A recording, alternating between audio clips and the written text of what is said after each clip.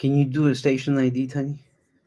This is PNN, not CNN. That's Poor People's Revolutionary Radio, live and direct from a small part of Mama Earth that us poverty scholars call homefulness.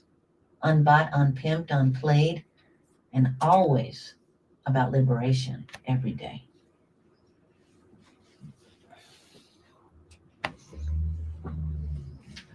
Welcome to PNN KESXU. What is it? KEXU. Okay. Post People Revolutionary Radio on 96.1 FM on the dial in Oakland, streaming live online at www.poormagazine.org/radio. This is Shay, your special guest co-host, currently homeless poverty scholar with Poor Magazine, with poets and formerly homeless poverty scholars, Tiny and Mateo. Sit down there. Oh, no. Wait. Don't sit down there. Don't you dare sit. Don't you dare be homeless in public. Don't you dare taste my patience with your insane demands to rest. Come to think of it, don't you dare rest. Don't take a breath. Don't you dare try to sleep or sit or meet me or eat or be. You see, there is no room for you, and there never will be. I've taken the benches, I've taken the chairs, I've gated your safe places under the stairs. I've taken it all, and no one cares. I've gated the parks and replaced them with concrete clan marks.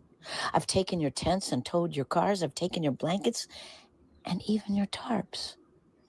I've stolen your jackets and crushed your wheelchairs. I've taken your walkers and medicine and friends, your sacred mementos. I've taken you in the end. I've taken everything I possibly can. So why are you still here in this van? Why are you walking and breathing and living and grieving and sitting and resting? And why are you even houselessly living and breathing? I'm all you got. I'm the one that charges you rent and sells you your tent and decides if you eat or sleep or even your death. So you better be gone. You got 5 minutes. The police and sheriffs have come. And may I remind you, your life isn't worth the street you're trying to sleep on. Yeah, this is PNN, not CNN, people. That's Poor People's Revolutionary Radio. And we hold in our hearts right now this grief that they are sweeping us every day on these stolen streets. Sweeping and cleaning until there's no room for us. So yeah, you come into Liberation Radio, relatives, and we appreciate you and we love you.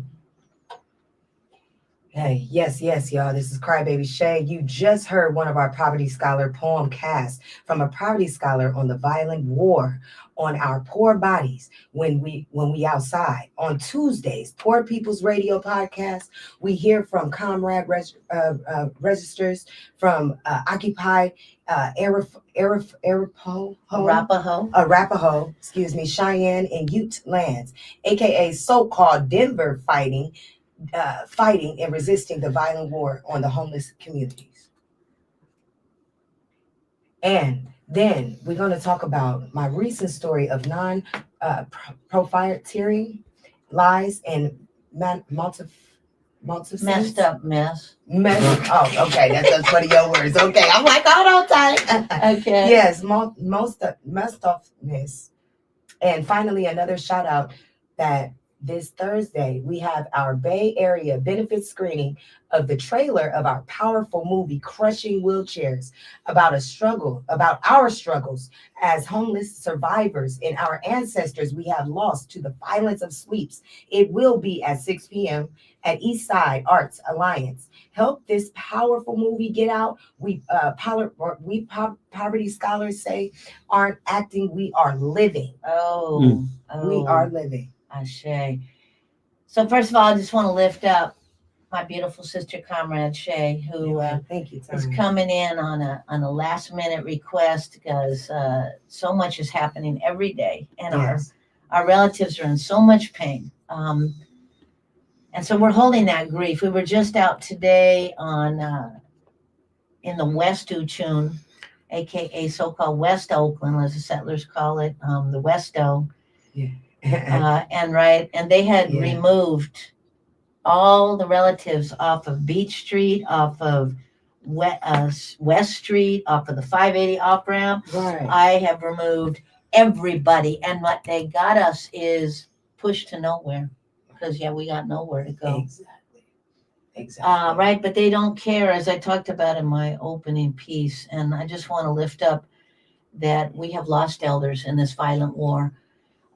We are blessed to have a comrade warrior from, occupied Arapaho, Cheyenne, and Ute territories, aka what the colonizers call Denver.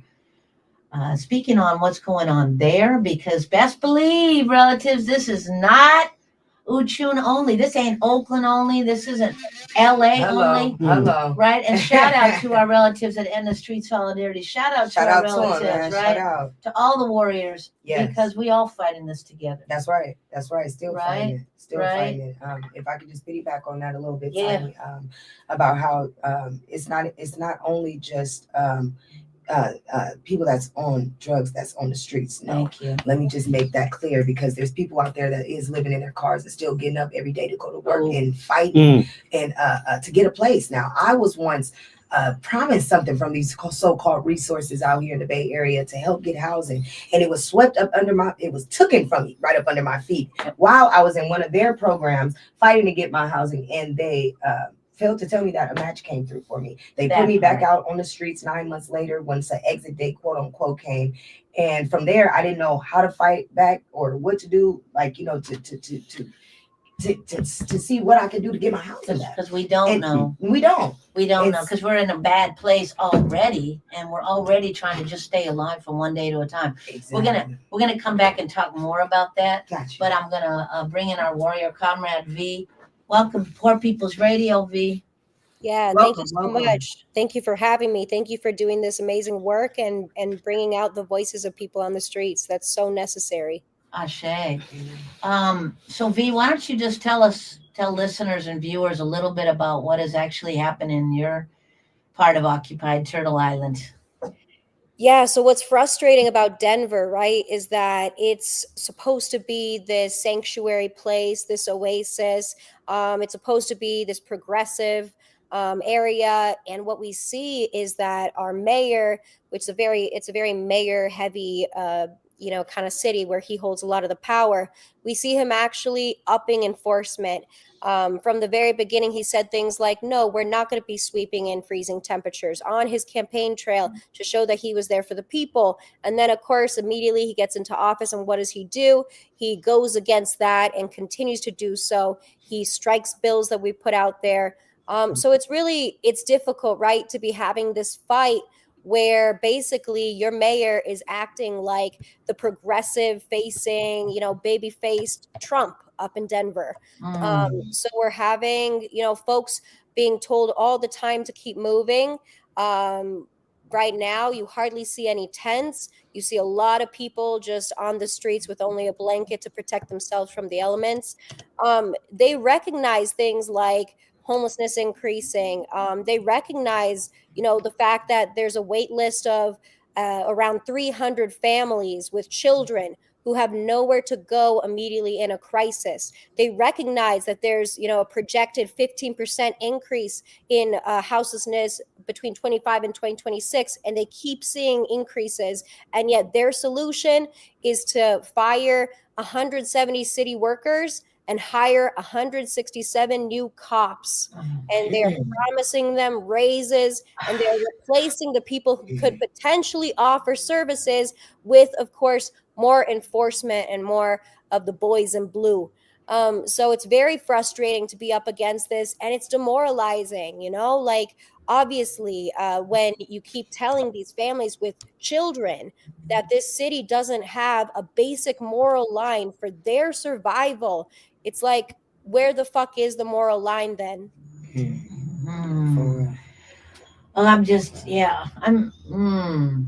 So out here, they have this series of lies. I call them settler lies, but we know they're laws, supposedly laws, Right. to criminalize our bodies when we're outside. Basically criminalizing houselessness, that you don't have money for this, you know, settler colonial capitalist notion of rent, which in of itself is another lie, right? No, Profiting right. off of Mama Earth.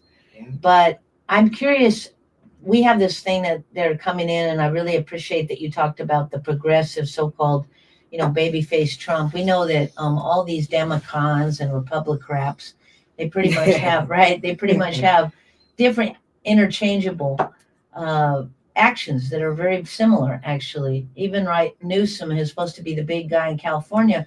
Out of the other side of his mouth, he's putting in new laws to basically incarcerate every poor person they get. And he's our California, white savior. But what I wanted to ask you is, what are some of the laws that they put on those books, and what impact is that having?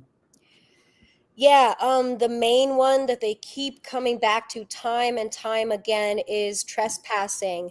And it's incredible that you are able to give trespassing tickets to people who are on, quote unquote public land. Like, this is supposed to be public space.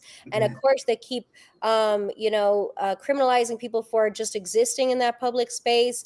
They're privatizing it. They're hiring private security to do the dirty work for them. But definitely we've seen a huge increase, like a 3 times the amount of trespassing tickets in like the last 3 years are being given out to people. And that's just tickets, right? So as we know, having it escalate to the point of giving someone a ticket doesn't mean that people aren't being shoved around and told that they have to move and get out of here. We have on video, one of the officers actually citing a law that isn't supposed to fucking exist, which is loitering. So actually telling people that they're going to get ticketed for loitering, which over here is not supposed to be a thing. So we have, caught them on camera doing that. So trespassing is the number one. We have seen increases in consumption laws, public consumption, things like that.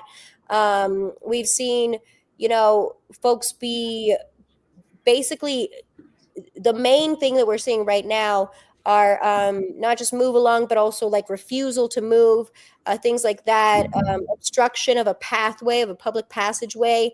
Those are big ones that are being used. And when they go around and do this, right, obviously people have nowhere to go. All it's doing and accomplishing is pushing people around the block. And they're being told that they are told this, within 20 minutes of stopping and sitting still somewhere. We have the sitting and lying law. So people just simply, taking a rest for their bodies, taking a sit on the curb, whatever it is. Right. And so, very demoralizing to see that almost across the board, like 100%, we're seeing all kinds of enforcement of these tickets increasing, by 3 times the volume. Right. Just a reminder that we are in the FCC and the radio. Oh, Uncle Moot, Brother Moot wants to remind us that we are the FCC now. Oh, now. no cursing. No, we didn't tell you. Man, sorry. We didn't tell you, B, so it's all good. It's all good. Go ahead, Shay. Okay. Hey, B, how you doing? This is Shay here from Oakland, and hey, with Shay. Hopefulness as well. How you doing? I did have a question for you. What does your housing resources look down there? As far as like, for example, we have different housing resources out here that provides like transitioning housing. It provides so-called funds for rent, deposit, this and that, blase, right? But one thing that I've learned out here dealing with them for the last 4 years, almost 4 years, the embezzlement of it. The people inside of it that's embezzling and stealing from the homeless. I'm talking about millions of dollars that these people are generating a year. You feel me? So my question is, how is the resources on that end? Obviously, it's not really too good because I see what we have on screen here. But what is that like? What is that? Have you dealt with anybody going through any of the housing resources out there, and the housing resources failed to do their job? Yeah, so the biggest culprit of that we have in Denver right now is going to be Salvation Army that we know of. We know that Hmm. Salvation Army has quote unquote lost millions, Right. millions of dollars in city funding because they just, were untrackable or couldn't be found. They have done things. Actually, a lot of service providers end up, paying their CEOs, their admins, six-figure salaries, and we saw that like the people who were coming in and supporting, for example, during the migrant crisis they call it, but really it's just a migration, right? Mass migration of people to Denver. Those providers got huge salaries. One of them was driving around a brand new See, I'm telling you, it's crazy. yeah, absolutely. I Yeah. mean, you can't have, and I think the Salvation Army success rate was something like 13% of the people in the Salvation Army shelter programs were getting housed. Something insane, like 13% the last Yeah, time. they don't care. I'm telling you, I'm sorry not to cut you off, but that's the same thing that we Right. experienced in Berkeley, California out here. It's right, it's a city that sits right next to Oakland. But about 2-3 years ago, I kid you not, they found some people in there embezzling the money and just using it for their own profits, while other people that was waiting on their housing was getting put back on the street. And kid you not, it was 2 of my people in there that died. Yeah. You know what I mean? I was in a transitioning home for about 6-7 months, you know what I mean? But the 2 people that were living in there were there before me, of course, but right before they had their housing, they died. Either one of them died over OD and the other one died from old age. But I'm so sorry. long story short, yeah, I mean, that's the kind of things that we have to experience out here. Can you? So wait a minute, and second to what both of y'all are saying, out here we have these big, I call them non-profiteers, right? Huh. But the Bax and Boss, mafia. Yep. And they literally get billions with a B, and no, it's not getting to the people. And I will say in Denver, we did have a big success because we were actually able to get the city to cancel all of their Salvation Army contracts except for at 2 sites, which was huge, which was really, really huge. Because these people are absolutely mismanaging funds. Like we have the only way for families with children and with babies, the only way now for them to get any kind of family shelter, because they can't walk up to a door.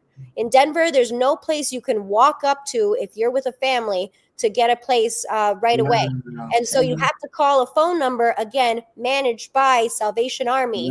And this connection line, people hardly ever answer. If they do answer, it's not accessible. It doesn't always have people that speak Spanish. And right now, at least a third of the people on the family wait list are Spanish speakers and are folks, from Spanish speaking countries. And so just to have that lack of access and to be told that the wait list is, first of all, they're told it's 400 families, even though the shelter director says it's 280 families on the wait list. That's 3 months long.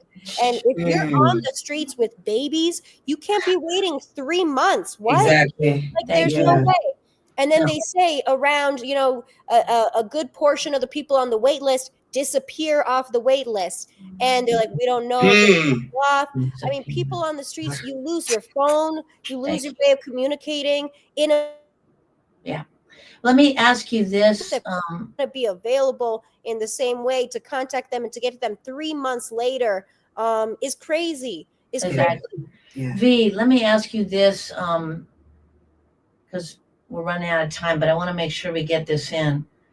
So out here in so-called San Francisco, occupied Yelamu, Ohlone territory, a lot of us, gentrified out of that city. I call it something else when we're not on the FCC dial. But anyway, you already know. Right. I like to mess with the colonial words, but whatever. They had just passed a new law, the quote-unquote RV ban, which is just another way to attack, again, and when you're talking about families and specifically indigenous families from the other side of the false borders, aka migrante, raza, etc. That was who was living in those vans. Yeah. And this is a so-called sanctuary city that's supposedly supporting migrante people. But that's funny. You just towed the homes of 400 Migrante indigenous people. Have nowhere else to be. I might add, they are the lavaplateros, the domestic workers, the cleaners of that Absolutely. floating city. But where are they going to live now? So Yep. I'm just curious. I know that you also, there's that connection between the violence of these kidnappers right now that we're dealing with, so-called ICE, whatever. Can you tell us what's going on there with that as well? 'Cause it's all Yeah. connected. And I do want to say, you know, the messed up thing, like you said, a lot of people and families are living in cars right now, in vehicles. And actually, Denver has put it so that if you are in a vehicle requesting immediate shelter, they actually say you don't qualify anymore. It puts What? you at the bottom. Even though living in a vehicle, you still get swept, you still get harassed by police. Right. It is an opportunity to reach people before they're literally on the streets. And instead, the city's like, no, well, if you're in a car, you're good enough. And so we're going to put you at the bottom of the list because you're not a priority, basically. So I've known people, I even knew a family, like you said, migrante family working very hard, who was renting the car that they were living in. And so they were literally paying every week, which they had to make by working, under the table jobs until their status came through. And they were still disqualified. It was still considered to be not a high enough a priority because they weren't literally having their babies under a bridge or in an alleyway. So what we're seeing, that crossover, right, is really crazy, because even when you had a program that helped drop in the bucket, it really didn't help that many people, but it helped around 600 people. It was the Denver Asylum Seekers Program. And it helped those folks, with rental assistance, with workforce training, stuff like that. Again, not nearly enough people who needed that support got it. But basically, a lot of those people who got all of that support, right, all of a sudden the dad's going to work and gets pulled over by ICE, as you mentioned. We have seen a huge increase in single spouses, now with kids stuck at home, and they're not able to pay the rent anymore, and that's how they end up on that list. And so you can provide all of the resources, right? You can provide all the support, the workforce training, whatever, to people, support with their documentation, and all of that in a moment can be taken away and mean nothing, because now this person is detained in a ICE detention facility. And really, we are not seeing people come out of those places. They are packing them full. They are actually, there's a timer for how long someone can be in an ICE facility. So what they do is they just ship them around the country to a different facility without telling anyone. So now if this person has a family or has legal support, that has been cut off. Their timer for how many days detained has started over, and they're back at 0. And they just keep cycling them in these places. So that's why we have part of our work is a campaign called Housing Not Detention. And we have folks who go and actually meet with the people who are detained and meet with their families and advocate for them. We've been able to help 3 families with rental assistance, which was able to keep them housed. But it's really getting so difficult because you can do this advocacy, right? But if we're not keeping in mind the intersectionality, and if we're not keeping in mind, how relevant migrant rights and housing rights are to each other, then it's really a pointless thing that you're doing, because you're missing this huge overlap, and all of your effort and support can go down the drain if these people get picked up, and they're getting picked up on their way to work, on their way to their immigration court cases. They're getting picked up at court. They're trying to do everything by the book. And it doesn't matter. Like, they're still being treated like, absolutely like their rights don't matter. And something that we did, that looks like, some apartment buildings that were raided. So I was out there at the gang takeover buildings in Aurora, which was completely false, all fabricated just to get, President Trump elected on this wave of a fear of migrants. and basically had to stay there with folks overnight and with the families to ensure that they didn't open the doors to let ICE in, because they were afraid. They saw people fully armed, like you're seeing in this video, in riot gear and everything. I mean, and they thought, and they're told if they don't open, that they're going to burst through the door. So it's a very scary situation. At the building we were at, nobody was detained on the night that they did mass raids. Nobody. But that's because we had a huge amount of support, and we had volunteers, and we were prepared, and someone let us know, a time frame for when this could be happening. And so it's not possible to be everywhere at once. This is going to keep happening.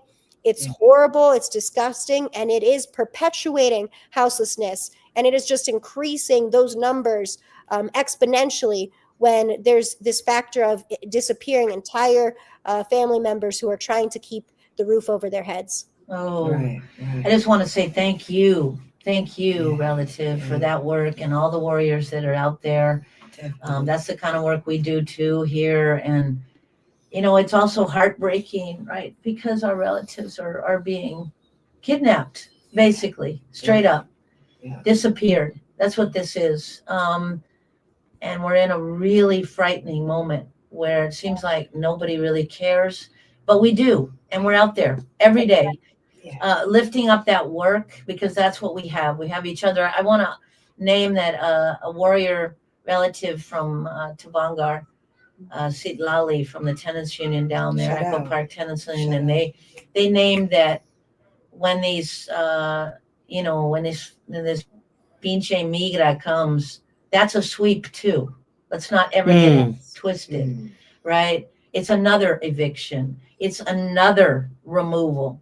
So the connections are very clear as houseless relatives. Absolutely. What we're dealing with as migrante folks, what we're dealing with as, pretty much all folks who are not down with this bizarre sci-fi horror movie we're dealing with right now. Our lives are, absolutely under attack. Absolutely. And right? also, I just Go want to ahead. make another connection too. Palestine, right? Like that is mass displacement of hundreds of thousands of Black and brown people from their homes by this settler colonialist mindset. And so like all of it very, very connected when we're thinking about, what it really truly means, the power behind having a home and by being on land, and who has the right to be there and whatnot, and indigenous people being treated differently, from the very land that they're from. And so absolutely all very connected. Oh, thank you for that, and for lifting that up. And we are on stolen land, and this settler colonial lie called the United Snakes. Let's not get that twisted ever. Right? For real. Right? And that's, again, what we say here at Homefulness all the time. This is the lie of rent. Mama Earth is not for sale. Right. Right? And we're building Homefulness here. Just a shout out to all the relatives listening. We are built housing for 25 youth, adults, and elders that is rent-free forever housing. And so all of us houseless folks, right, are permanently housed. They cannot take that from us. And right. I want to just close out, have you tell listeners and viewers how they can support the work. We also just shout out to RAP, Western Regional Advocacy Project. We love you. We love you, Paul, Jonathan, all the warriors, Joe May. But if you can just give folks how they can find you on Instascam or whatever those things are. Yeah, while you still can, right? So we are on Instagram and Facebook at House Keys Action Network Denver, the full name. You can also go to our website, housekeysactionnetwork.com, and we have a specific part on there called the handshake. And the handshake is where we shake it down for you, and that's where our posts are about, what the latest is, the things that we're working on, our blog posts, how you can get involved. There's different ways to do that, and just follow along for the fight. And like you said, connecting with us, connecting with y'all, that's how we show that this is happening in so many places, and so many of us really do believe in the fight and will not stop. And so Oh, Mateo. oh, Mateo. But Taquiase, I just want to say too that we've been to so-called Denver before. I know we weren't kicking it together at that time, but we did our Stolen Land Hoarded Resources untour, and we'd love to bring Crushing Wheelchairs there. So let's keep talking, V. Absolutely. We would love to. That'd be amazing. I say. Yes, Thank you have a so good much one. for joining us, family. We'll talk to you real soon. Thank you. All right. You're listening to PNN, not CNN, people. That's Poor People's Revolutionary Radio. Indeed. Right here. I wanna lift up my beautiful sister warrior Shay, who's here today with us. You know, she's all over the place because she's dealing with this housing insecurity. There's no housing right now. Yes, ma'am. Shay, can you just tell let's lift her up too for the badass, beautiful music that she created. I appreciate it. Yeah. Thanks, Okay. Ty. So you That's can for tell my people. listeners and viewers a little bit about just who you are and what's up, and then we'll get into this craziness that happened to you. All right. Well, just to keep it short and sweet, my name is Shay, born here, Oakland, California, born and raised, almost 35 years. And I love to put my age on there because the older I get, I see how everything in the younger generation of mine is going under, which people try to block out, you know, with Instagrams and face crack, as you say. But long story short, I am a artist around that Bay Area, entrepreneur, a young entrepreneur as well too, because I don't only just do music. I'm actually a voice as well too for my folks. Shout out to Self Help Hunger Program over with Auntie Francis, our comrades, yes, which we give back free produce as well too every Tuesday, as well as every day throughout the week. But Tuesdays we have our hot meals, and also with Poor Magazine, I love Tiny and Homefulness, what they're doing up over here. I've been up under them for about 8 years, but now I'm starting to get more on board with what's going on. You know, it's starting to click in. Because it was some damage that was done to me on the outside of being an artist and still keeping a job and working just a few hours or whatever it is, but you still got to keep something going. You know what I mean? And even with all of that, they still failed to house me, the resources that was out here. So my thing is, just don't give up. Because when I thought that it was just kind of over for me, I'm like, okay, I got to do this, do that. There was people in my corner as far as homefulness and self-help that went out and did the work. So so we could have at least some type of shelter, some type of food to eat. You know what I mean? So I thank God for programs like this that don't get recognition, too much recognition at all. When we need to be the ones on top right now, because it seems like we're the only ones that's trying to do something with this homelessness to get people to eat or get them inside. Because the resources that do have the opportunity to do so, they're not doing it. They're taking it away from us more than giving back. And it's sad. It's sad. Now, I'm not speaking of which the lazy ones, you know, I do have to throw that out there, but everybody has the rights. Everybody has the right to be housed. Everybody has the right to at least own something out here. But if we have people that's stealing from us, that's in the business, that's saying that they're trying to help, that's the ones I'm after right there. So let's just go back a little bit. So you were engaged in one of these, you know what I call it, the nonprofiteers. You had gone in for the appointments, you'd done all the things they said to do, you'd done the case manglement, No, seriously. right? And then tell us again what happened. All right. So this was around 2022, 23 when I started experiencing this. But mainly in 22 is when it happened. So I went through an AA program. Thank God I'm on my sobriety almost 3 years. Yes. December 22nd will be my 3rd year. So that goes back to say December 22nd of 2022. It was either go into this program or they were going to kick me out, because I'm not going to lie. There was an episode that I had with one of the counselors there after I got home from work. They were trying to keep me out from the facility because there was a curfew. But the lady that was there, she was new, but she had to check the chart, and she would have seen that I worked nights. And they gave me several hours that I could be out. Let me say that. You feel me? But long story short, I agreed with everything that they told me to do. They told me to go to this 3-week program that they provided for me. They knew where I was 24/7 because I couldn't leave. Now, this is what happened. As I was in the program, don't get me wrong, I had access to my workers and people that, you know, that came from the program, this and that. Advocates, yeah. Advocates, thank you. When I got out, it was around maybe January of 23, and I stayed in there for a little bit. But come June in 2023, they sent me a letter And they said, "Oh, your exit date," and it was in about a week or so. So I didn't really understand what an exit date was. So I went downstairs and I spoke with my counselor and I asked her. I said, "Hey, what's this about?" No, it was a gentleman at the time because they had switched out. He sat me down and he said, "Hey, Shay, did you know that they found a match back in January of Woody Woo, and it matched up the dates that I was inside of their program that they told me to be in? Now they had all rights to come there. They knew where to come find me when they needed anything else. Now when it was up for me to have my place, they totally just swept it under the rug and act like it wasn't even. I didn't even know until 6 months down the line when it was time for me to leave out of the place. And then when I tried to fight back, it was like, well, oh well, it's first come first serve type. I said, no, that don't sound right at all. You know, you guys had a promise to somebody, Right. to give, and it failed. Right. Come to find out, there were people that was embezzling the money, putting other people inside of the places that they thought was more worthy than other people. So favoritism at its highest. Wow. So now, almost 2-3 years later, I mean, I find myself back in the same situation almost. It haven't gotten easier. You know, I went back to them, not even just the same resources. I'm talking about other resources that's around the Bay Area too. And everyone gave me the same runaround. Either the list was closed down, you had to call back on a certain day, this and that. It's crazy out there. Like it's no help. Yeah, there It's is. like it's no outlet.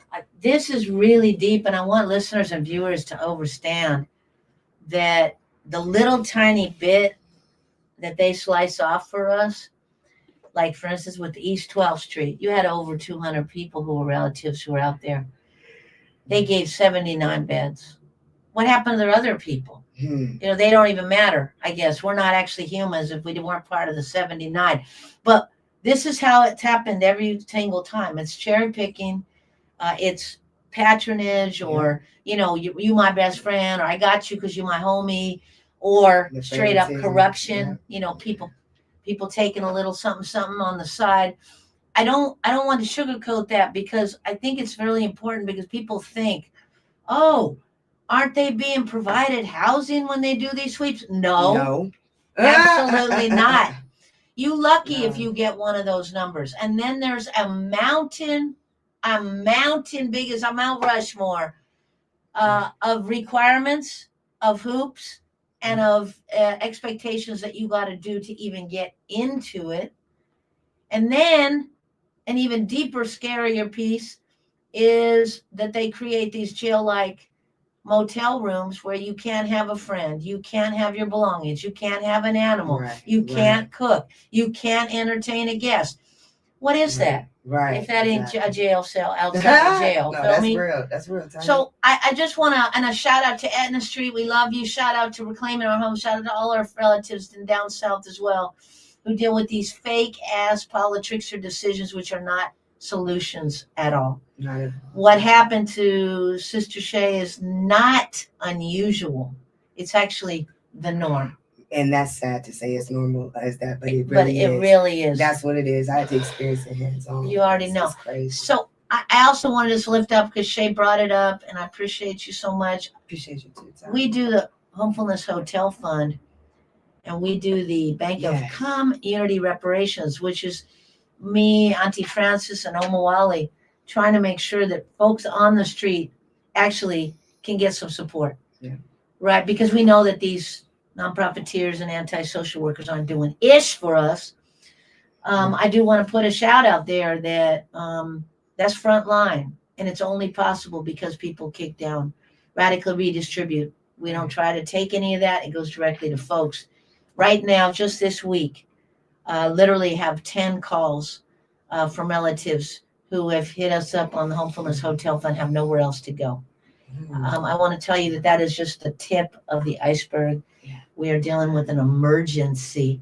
So, all that to say, we love you, Shay. You know, we're going to keep this up. I want to give a word of encouragement. Yeah, please. Because even though I am a young artist coming up as well, out here as well too, if you're independent and you're out there, you're homeless, living in your car and still working and doing what you're supposed to do, you're not out here corrupting, but you follow a path and you got people in your corner. As far as like Poor Magazine and Self Up Hunger, do not give up. Oh, Don't give up, because it's so easy to backslide and go the other way or down a negative path. You know what I mean? Just try to stay positive. Keep God first. Keep God first. I'm gonna say it again. Keep God first in your heart, because that's the only way that we can really make it out here. Is we know God as well, and do the footwork. Do the footwork. You know, don't be scared. Just speak up and speak your mind about things. You know, I was afraid a little bit because I didn't know how the politics of the city worked. But now I'm like, you know what? Forget it. Y'all the ones that messed up. okay. So even with you having your dream and be wanting to become someone, don't give up on that because of your situation. Oh, We walk by faith and not by sight. All right. Ashe. That's Man. it right there, family. I just want to give our last PSA for the movie. Crushing Wheelchairs was written by us for everybody, Go ahead, Tim. right? Yes. And we say we ain't acting, we living, That's right. right? Shout out to Sister Auntie Francis. Shout who's out one of Francis. the- right, is one of the rock stars, the formerly houseless badass warrior. To Stephanie, witnessed the murder of Luis Demetrio Gonga to Pat in real time. To the ancestor Luis, and to the ancestor Stephen Taylor, Yes. and to the ancestors Tyrell Wilson, all relatives who were basically murdered for the act of being houseless in this occupied land. These are the ancestor stories that we lift up in this beautiful movie. We urge you to come out, support it so that we can put it in a proper theater. It's our last benefit in the Bay. Then we go to LA. Let's do it. We're gonna go to ahead, Tanya, have fun right too. the Health Equity Summit on Friday at UCLA. We'll be going to Tia Chuchas. Shout out to Tia Chuchas and Luis. We'll be going there on Friday night at 7. Yes. Right. We'll be Safe going travels. to We'll be going to Midnight Books. And then we'll be going to All Power Books. Yes. So we'll be all over. Please come out, and if you're down in South, and support us. If you up here in the Bay, please come out Thursday. Join the movement, y'all. Right. Join the movement. Okay. And no matter what, please stay involved. Please stay conscious. We are all we got. We are all we got. That's real. That's real. Thank you, everyone. And also, so that's all for the broadcast of Poor People's Radio. You can follow us on Facebook, X, or Instagram at Poor Magazine, at Poverty Scholar, and Poor Newswork on YouTube. You can also get this complete Poor People's Radio podcast with all the interviews and conversations, or any of our previous Archer shows in Apple Music, Spotify, or iHeart, or wherever you get your podcast. You know, all power to the people. Let's say amen, Mateo, and let's get it. Thank you, Tanya. Thank you, Poor Magazine. Appreciate All right, it. family. We love you. Thank you for tuning in yet again to Poor People's Radio. We will see you next week. And so much. They were all broken down houses. Random driveways, random everywhere. Anywhere you could think of. By Carl's Jr., by the water fountain. But we made it. I ended up finding my family. Oh, Mateo. Yes, my girl.